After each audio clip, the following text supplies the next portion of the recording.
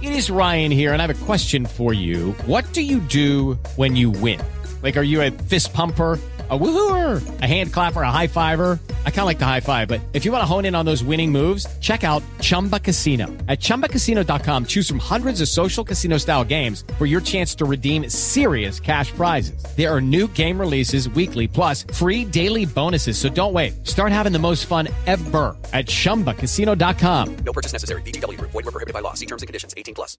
Hello there. It is Eric Erickson here. We are opening the phones. They're wide open for you today because we're just generous today. The phone number is 877-973-7425 if you want to be on the program. I'm going to try to go to Steve now.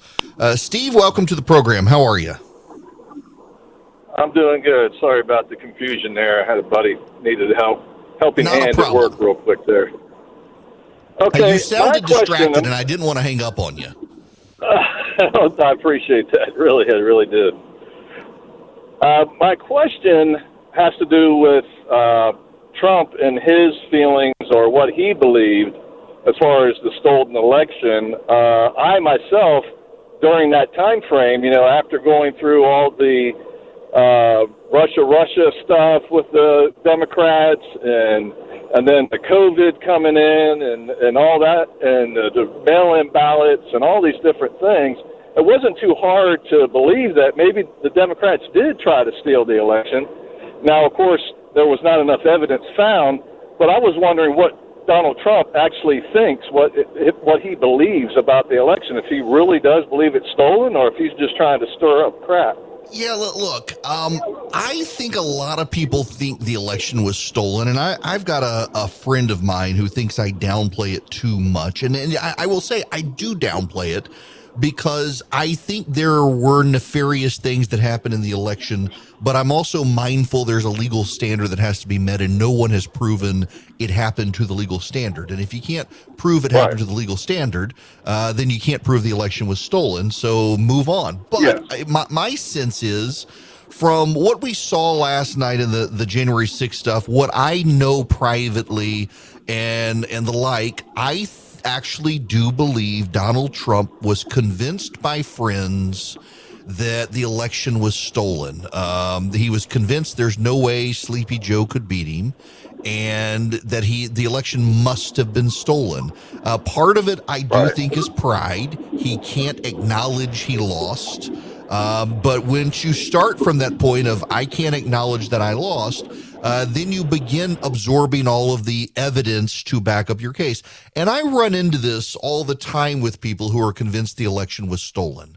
I try to explain to people that I do concede, believe, and know bad things happen in the election. What the other side has a hard time understanding is that happens in every single election, typically at the local level, not mass coordination. No one can keep a secret anyway, so it's hard to do it at the mass coordination level, but there's a legal standard that has to be met. And this is where people say, oh, well, you're trying to rub in your lawyer and you think you know more. No, I'm actually trying to say there is a legal standard you have to meet, and no one's met the legal standard to throw out the election. Yes, there were things that happened. I see no point in dwelling on those things that happened because they always happen, and no one has shown that they amounted to enough to throw out the election. People have been arrested for trying to stuff ballots. Republicans have been elected, not just Democrats. It's a two-way street here. It's not like the Republicans are the virtuous saints here. They do it too. And typically they do it in a way that offsets each other, and typically they get caught. But you've got to meet a legal standard that no one has met. The problem here is that neither Donald Trump nor his core supporters are willing to acknowledge there's a legal standard that have to be met. And they think because they can find A, B, and C, well, then the rest of the alphabet of crimes must be there as well. That's not the way the law works. That's not the way any of this works. Take, for example, the True the Vote situation in Georgia, where they claim they have someone who has the evidence to show that there were ballot harvesters in the state. You're absolutely right. There were ballot harvesters in the state of Georgia. Democrats collect people's ballots. It's against the law. But unless you can catch them, you can't throw out a legal ballot. Even if you caught the ballot harvesters, the person's ballot is still legal, and the police would give it back to that person and let them cast it themselves. But when they said they had this person who had the evidence, they refused to hand the person over to the police. They refused to provide the police the person's name. They refused to disclose the identity. They refused to have this person sit down for an interview. If you're going to say you've got a witness and you won't provide the witness, you don't have a witness. Now, the people who think the election was stolen, Donald Trump included, think that the police refused to investigate. Actually, Vic Reynolds, the head of the Georgia Bureau of Investigation, I speak from this one with knowledge of it, tried to get a hold of the witness to interview the witness, and they refused to provide any identifying information about the witness so that he could be interviewed or she could be interviewed.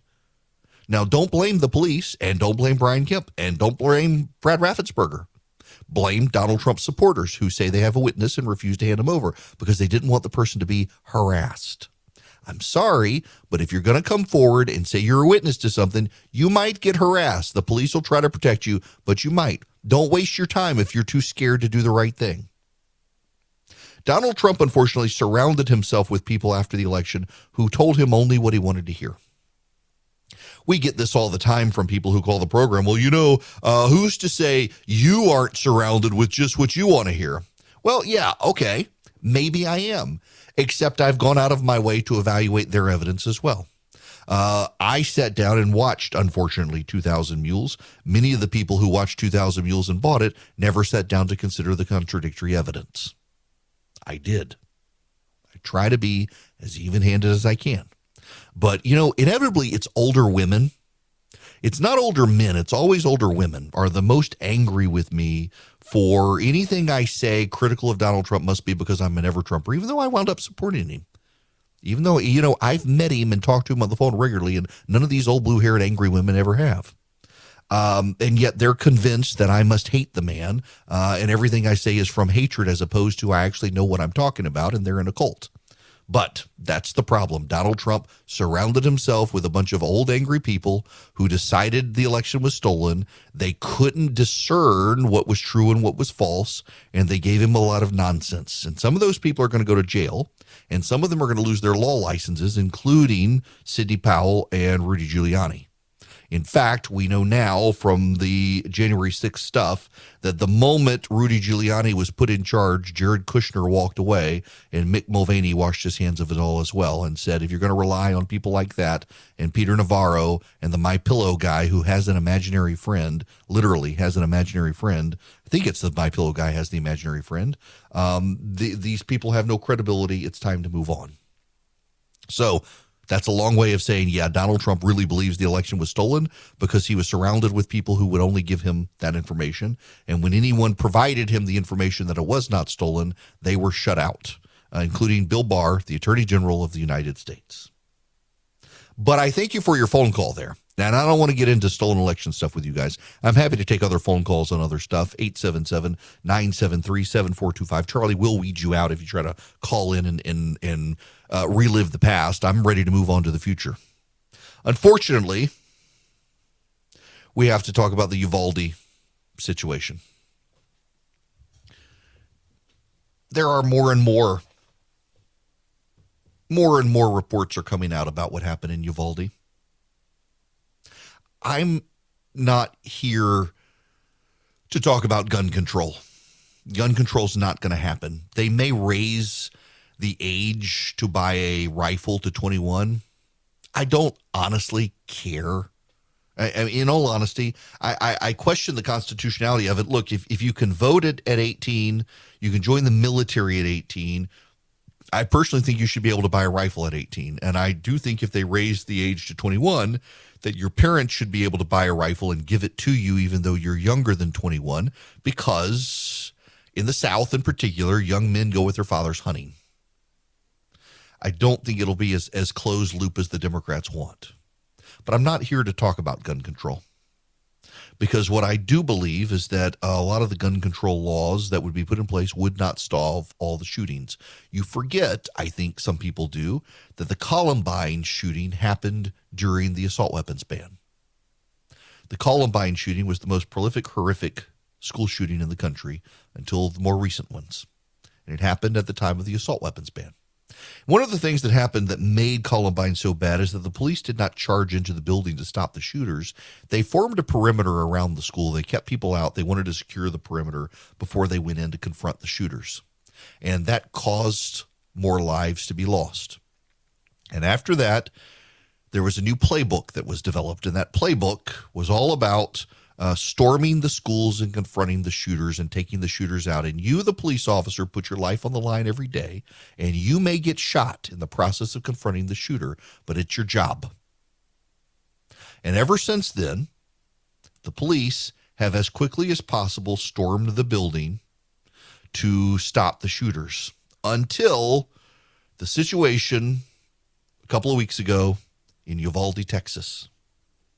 We now know the police refuse to do what every school shooting in the country and every textbook example of school shooting lessons have said you should do: storm the building and stop. They stormed the building. They just refused to confront the shooter for an hour. They wanted better gear. They wanted more manpower.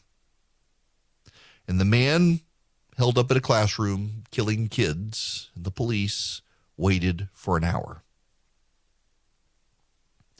It was a major dereliction of duty. And we now know some of the police encouraged the ranking officer on the scene to let them storm the building, and he declined. It was a massive dereliction of duty. We know now that the teacher who died bled out on the way to the hospital, died in the ambulance, that had she been given medical care sooner, she might have survived. We know now that several of the students were alive in the classroom and probably would have lived had they gotten medical attention sooner, but the police waited. We know now that when the police finally came in, they called out to students to identify themselves, that they were safe, and that gave the shooter new targets to shoot and kill before they shot and killed him. Everything they did was a disaster. The police. They handled it badly. Now, we have a problem in this country with nuance these days. When I tell you these things about what the police in Uvalde, Texas do, people call in and get angry and think I'm attacking police. I'm not. I'm telling you what happened. I'm telling you these police, not all police, screwed up. I'm telling you it wasn't even all of these police. It was the people in charge who screwed up, and the other police followed orders, and those orders led to the loss of life. There are now allegations based on the statements that were recorded in 911 audio that some of the children might have accidentally been shot in the police gunfire as they were shooting the shooter. That is not confirmed, but appears to be the case in the audio. What we do know is the shooter was outside for about a dozen minutes shooting before he even went into the school. And people in the school never closed and locked the doors. That was a tragedy.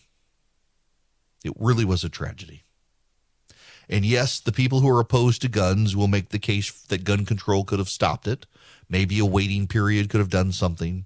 Maybe raising the age could have done something. Maybe. But what we also know for certain is, had they closed and locked the school doors when the guy stood outside for a dozen-minute shooting, they probably could have stopped the shooting.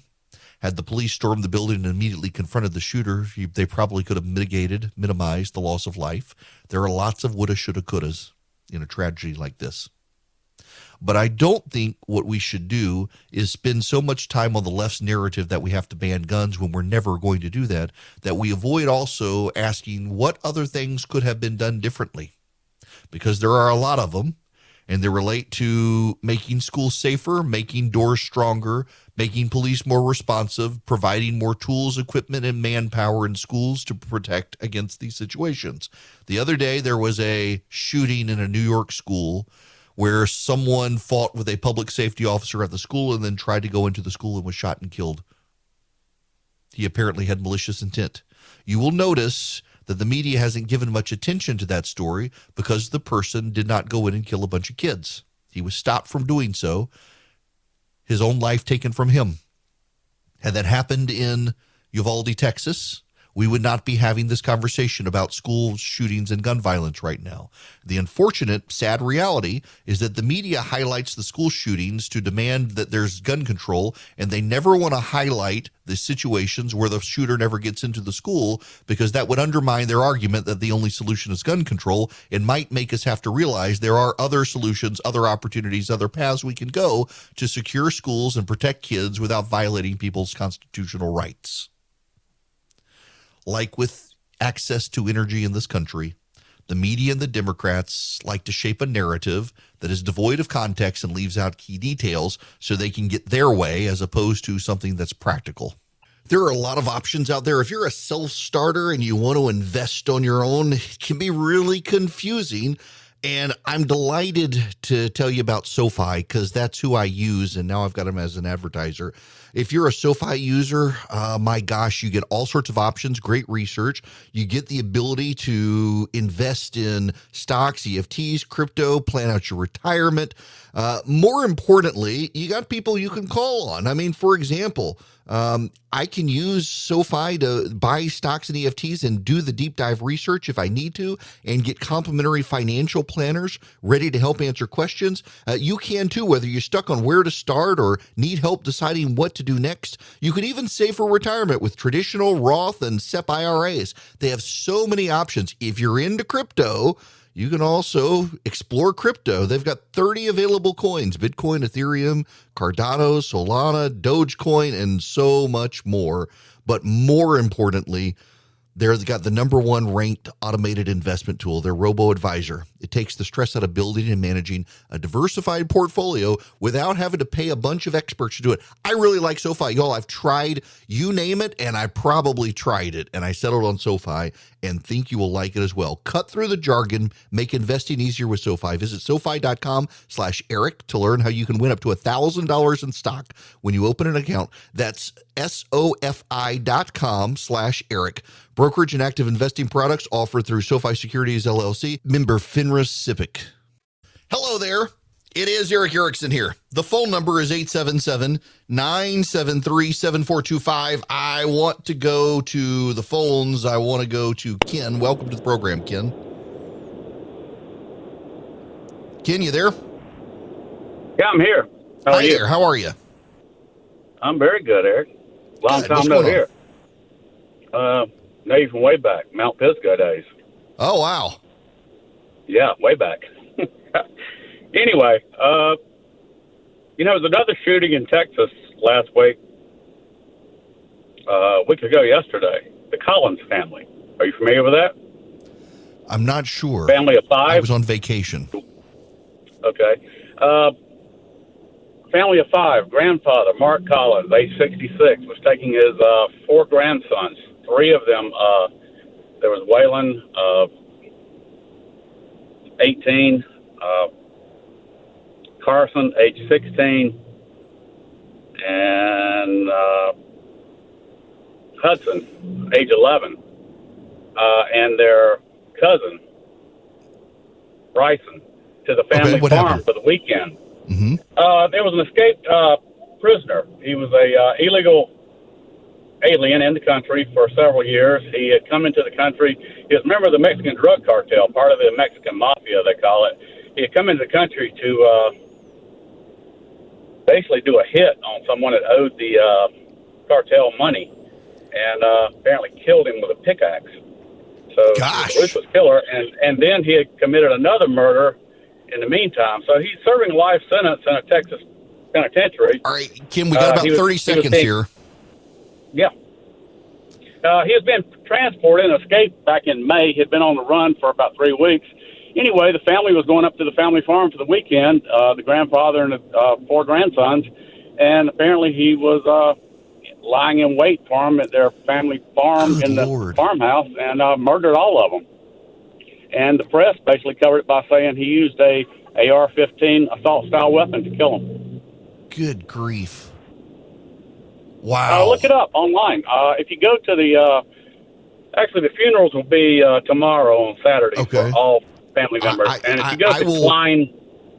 I'll check that one out. I got to let you go there. It took a little long to get there. I got to go to a commercial break here, but I'll I'll check that one out.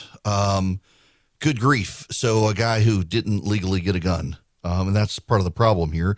All the legal people will hand in their guns, and all the bad guys will keep them.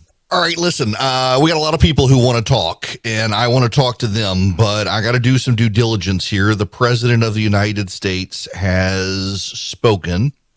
He's talked about the economy. I need to play you some of his audio just so I can do due diligence, and there's a problem here with what he said. Today's inflation report confirmed what Americans already know. Putin's price hike is hitting America hard. Gas prices at the pump, energy and food prices account for half of the monthly price increases since May. Inflation outside of energy and food, what the economists call core inflation, moderated the last 2 months. Not enough, but it moderated. It's come down. And we need it to come down much more quickly. My administration is going to continue everything we can to lower the prices to the American people, and the Congress has to act, and they have been of late. Blaming Vladimir Putin for this is just not a good look for this administration at this point. They seem to be scapegoating everybody. They refuse to take any blame. Well, he's labor from forehead to the tip of his toes. He used to run the laborers out union. Look, folks, today I'd like to speak about my top economic priority, fighting inflation. I understand Americans are anxious, and they're anxious for good reason.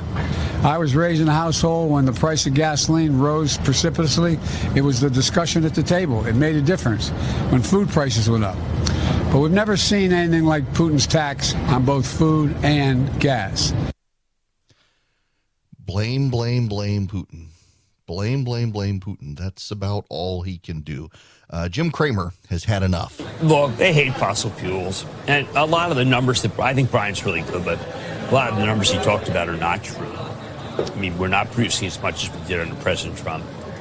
The idea that it's European, that it's the Europeans that are causing natural gas to go up a lot isn't true. We just were unprepared for this particular moment and don't have enough pipelines.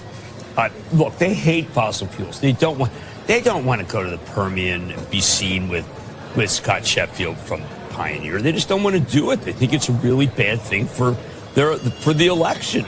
It's not, but it would help they're a little backward. If they made a deal with the so-called devil to be able to move the forward curve to say, guys, you got to start producing much, much more, oil would drop. They'd work with their refiners to try to figure out how to get more production. But David, these are dirty companies, and they don't. Yeah, it's better not be seen with them.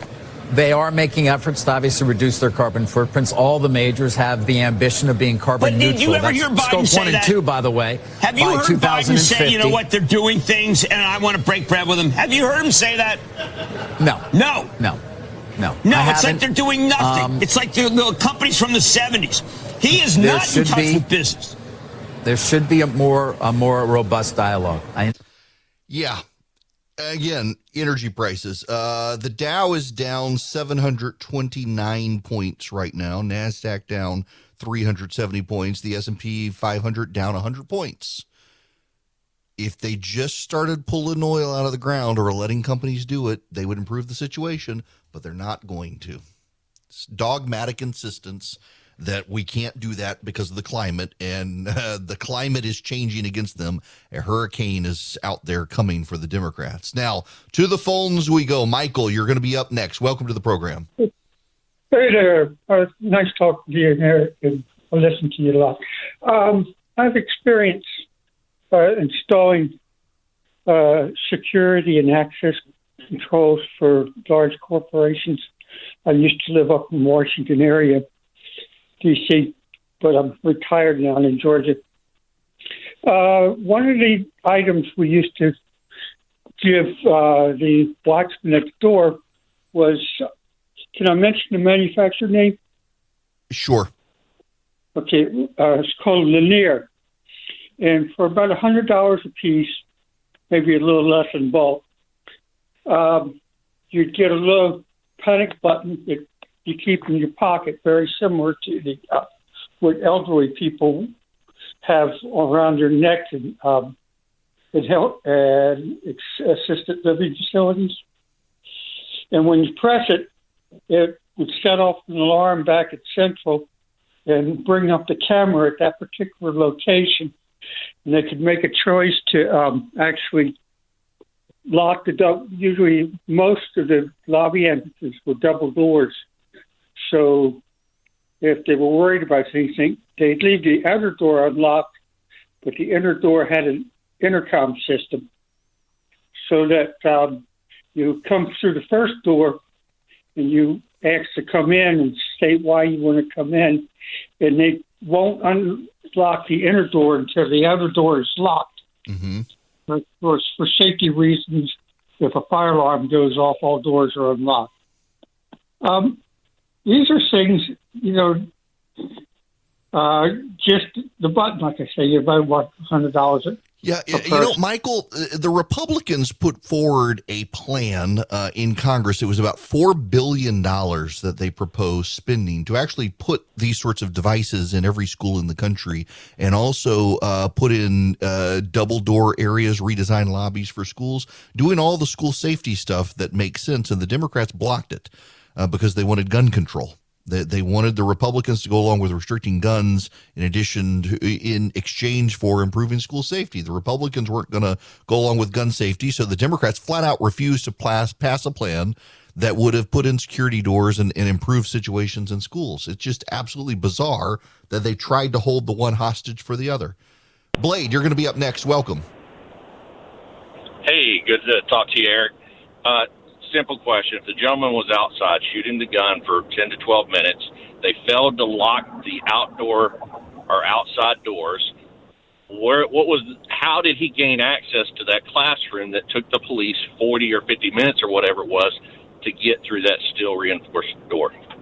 So he didn't go through the front door of the school like early reports said. He actually went through the back door of the school, but the back door was unlocked. And he was able to just open the door and go inside. He got into a classroom, and the classroom had two classrooms combined through a shared internal door, apparently. And so he was able to get in there, fortify his position, and start killing the kids. And the police waited for an hour to go inside. They were able to get into the school very quickly. In fact, the new timeline suggests they were inside the school in a matter of minutes and then waited an hour to go into the classroom. Absolutely a dereliction of duty on their part. Just shameful. Clayton, you're going to be up next. Welcome. Hey, a little hypothetical question for you. I was thinking if the Kent State shooting was to happen today, how would it be reported in comparison to how it was reported, in the 60s? And the reason I ask that is because I place a large part of the blame for the political divides in this country on media and how they skew facts and opinion is taken as fact. So I was kind of wondering how you think it would be reported today versus how it was. I actually think that a lot of it would be reported the same. Now, Kent State was the shooting. There were four killed, 9 wounded. They were all unarmed. The Ohio National Guard opened fire on them south of Cleveland. It was a Vietnam War protest, and the National Guard fired something like 67 rounds.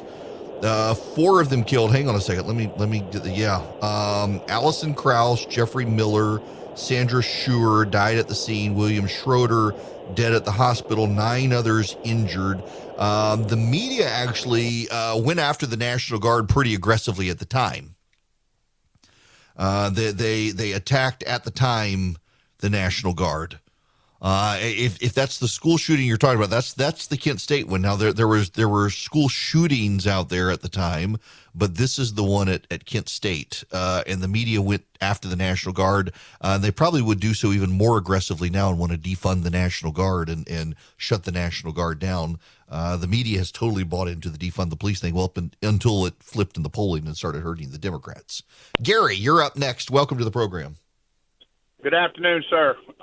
2019, the last year the figures were reported to the CDC, there were over 650,000 abortions in the United States, not including California and Delaware. Seems mighty hypocritical that we don't discuss 650,000 Democrat-endorsed children murders, but we want to amend a real constitutional right to limit people's access to self-defense. Just curious your opinion about the hypocrisy involved. Gary, I could put you behind my microphone right now and people wouldn't know the difference other than the accents, because I say this and I agree with you. It's remarkable that we actually have a constitutional right that anyone in the world can pull out our Constitution and find, and the media wants to take it away. And there's another supposed constitutional right that no one in the world can find in the Constitution. Invented right. Invented, conjured out of the penumbras of the butthole of the Constitution. Maybe I shouldn't say it that way.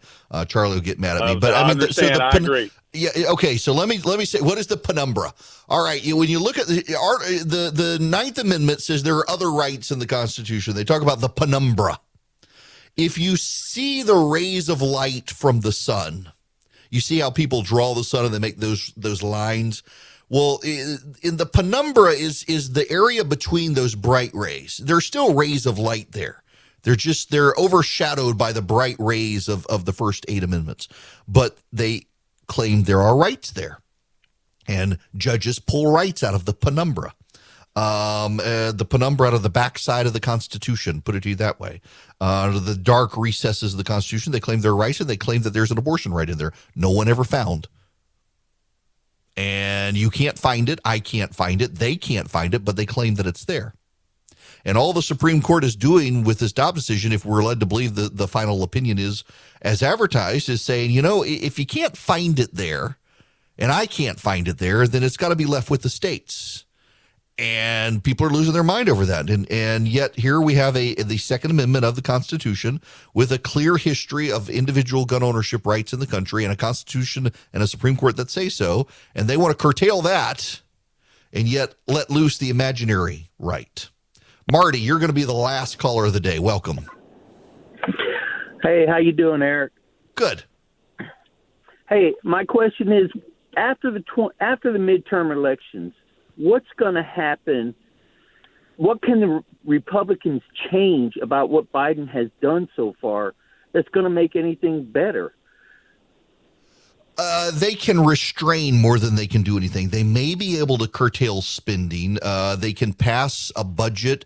They'll probably have to fight him through a government shutdown to make it happen. They can do that. We got sequestration when the Republicans controlled Congress and Obama controlled the White House, and that actually helped a ton in cutting real-world spending and reducing the debt and the deficit. But really what they're going to do is the power of investigation.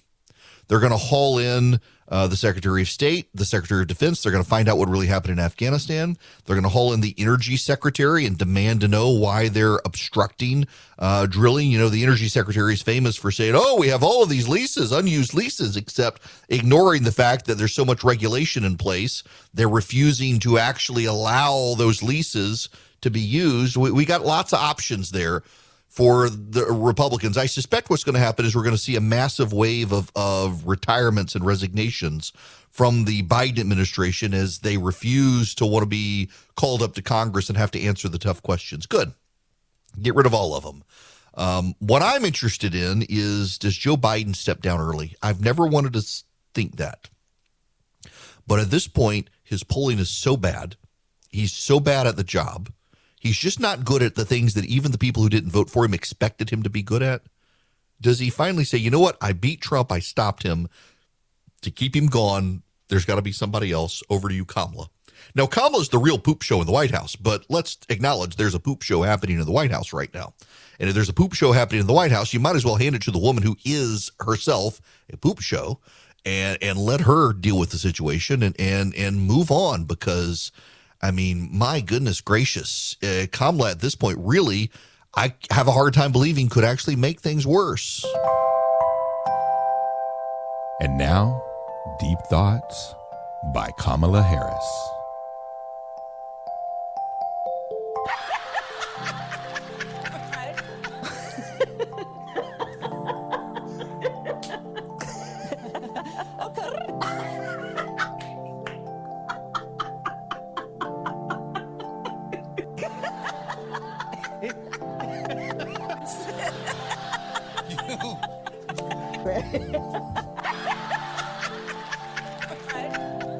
That was Deep Thoughts by Kamala Harris. I mean, could she really make it worse than Biden? At this point, starting to wonder. And given all of this, I mean, the record high inflation we've got right now, the interest rate hikes, increasing gas prices, you may want to reach out to my friends at Goldco and see if they can help you with your retirement. I mean, the markets are tanking today. It's not good. If you got $50,000 or more in your IRA, your 401k, or any other retirement savings, your money could be at risk and you don't have a lot of options. But you might be able to protect your money, the ebbs and flows of the market and the like with physical gold and silver. You can call Goldco at 855-904-5933. You'll get a free wealth protection kit to learn how to use gold and silver to protect and grow your money. Thousands of retirees are protecting their retirement savings. Many are getting $10,000 or more in free silver for doing it. Call my friends at Goldco, 855-904-5933. Find out how you qualify for their special offer. They've been helping thousands of Americans protect their retirement against inflation and stock market crashes. They might be able to help you. Listen, just call Goldco and get their free wealth protection kit to learn how to use gold and silver in your retirement portfolio. Instead of giving you the number again, let me give you my name, Eric, E-R-I-C-K. Text that to 33777, and I'll send you back their toll-free number. Call them, see if they're a good fit for you. Text Eric, E-R-I-C-K, to 33777. Well, you know, I'm intrigued. There's an op-ed in the Atlanta Journal-Constitution, and I buckle up, folks, for this. There's a education column, and the columnist, more often than not, hands her column over to progressives. She has handed her column over, the columnist, to two University of Georgia researchers. Stephanie Jones is a Josiah Meigs Distinguished Teaching Professor at the University of Georgia who teaches in Mary Frances Early College of Education in the Institute for Women's Studies. That should tell you all you need to know right there. Bet the woman has no sense of humor and wears comfortable shoes. A doctoral student at the University of Georgia, Department of Educational Theory and Practice, with an emphasis in early childhood education, Dylan Brody, is a veteran preschool educator. Preschool educator. And they argue in the Atlanta Journal-Constitution that young children need to be taught about gender and sexuality. They man, you know, I have avoided trying to just say groomer everywhere, but good Lord. A crisis has been created in our country with more than 200 anti-transgender bills passed in 2022 and bills prohibiting educators from discussing issues of gender or sexuality in the classroom. Silencing topics around the body can have devastating effects on children, youth, and our society. Teaching abstinence-only sex education, for example, produces well-documented negative outcomes. And ignoring how gender is used to control, intimidate, and violate people perpetuates a society where gender-based forms of abuse are deemed acceptable. These actions also limit opportunities to explore and express joy, acceptance, and well-being in our bodies. Holy moly. Essentially advocation for, teaching all about transgenderism to preschoolers. Goodness gracious. They first said this stuff didn't happen, and you were a liar if you said it happened, and now they're very open that we need to do it, and you're a bigot if you don't want it to happen. Just absolutely bizarre. You guys enjoy your weekend with these deep thoughts. I'll see y'all Monday. Hello, it is Ryan, and I was on a flight the other day playing one of my favorite social spin slot games on ChumbaCasino.com. I looked over at the person sitting next to me, and you know what they were doing? They were also playing Chumba Casino. Coincidence? I think not. Everybody's loving having fun with it. Chumba Casino is home to hundreds of casino-style games that you can play for free anytime, anywhere, even at 30,000 feet. So sign up now at ChumbaCasino.com to claim your free welcome bonus. That's ChumbaCasino.com and live the Chumba life. No purchase necessary. VGW. Void where prohibited by law. See terms and conditions. 18+.